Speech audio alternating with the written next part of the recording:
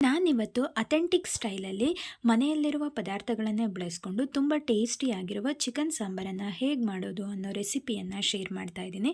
ಮೊದಲಿಗೆ ಒಂದು ಬಾಣಲೆಯಲ್ಲಿ ಎಣ್ಣೆ ಹಾಕಿ ಈರುಳ್ಳಿ, ಬೆಳ್ಳುಳ್ಳಿ, ಶುಂಠಿ, ಟೊಮ್ಯಾಟೊ, ಕೊತ್ತಂಬರಿ ಸೊಪ್ಪು, ಪುದೀನ ಸೊಪ್ಪು ಜೊತೆಗೆ ಸ್ವಲ್ಪ ಕಾಯಿ ತುರಿಯನ್ನು ಹಾಕಿ ಚೆನ್ನಾಗಿ ಫ್ರೈ ಮಾಡ್ಕೋಬೇಕು. ಇನ್ನೊಂದು ಸೈಡಲ್ಲಿ ಒಂದು ಕುಕ್ಕರ್ಗೆ ಎಣ್ಣೆ ಹಾಕಿ ಚಿಕನನ್ನು ಫ್ರೈ ಮಾಡಬೇಕು. ಜೊತೆಗೆ ಸ್ವಲ್ಪ ರುಚಿಗೆ ತಕ್ಕಷ್ಟು ಉಪ್ಪು ಮತ್ತು ಸ್ವಲ್ಪ ಅರಿಶಿನ ಪುಡಿಯನ್ನು ಹಾಕಿ ಚಿಕನನ್ನು ಬೇಯೋದಕ್ಕಿಡಬೇಕು. ಅಷ್ಟರಲ್ಲಿ ಹುರಿದಿಟ್ಕೊಂಡಿರೋದೆಲ್ಲ ತಣ್ಣಗಾದ ನಂತರ ಒಂದು ಮಿಕ್ಸಿ ಜಾರಿಗೆ ಹಾಕಿ ಅದನ್ನು ಪೇಸ್ಟ್ ಮಾಡ್ಕೋಬೇಕು. ಆ ಪೇಸ್ಟನ್ನು ಬೇಯ್ತಾ ಇರುವಂತಹ ಚಿಕನ್ನಿಗೆ ಹಾಕಿ ಹಸಿ ವಾಸನೆ ಹೋಗೋವರೆಗೂ ಅದನ್ನು ಫ್ರೈ ಮಾಡಿ. ಮಸಾಲೆ ಕುದಿಯೋದಕ್ಕೆ ಶುರುವಾದಾಗ ಮನೆಯಲ್ಲೇ ಮಾಡ್ಕೊಂಡಿರುವಂತಹ ನಾನ್ ವೆಜ್ ಪೌಡರನ್ನು ಹಾಕಿ ಅದನ್ನು ಒಂದು ಸಲ ತಿರುವಿ ಹಾಕಿ. ನಿಮಗೆ ಈ ಪೌಡರ್ ರೆಸಿಪಿ ಬೇಕು ಅಂತಂದರೆ ಹೇಳಿ, ಅದನ್ನು ಕೂಡ ಶೇರ್ ಮಾಡ್ತೀನಿ.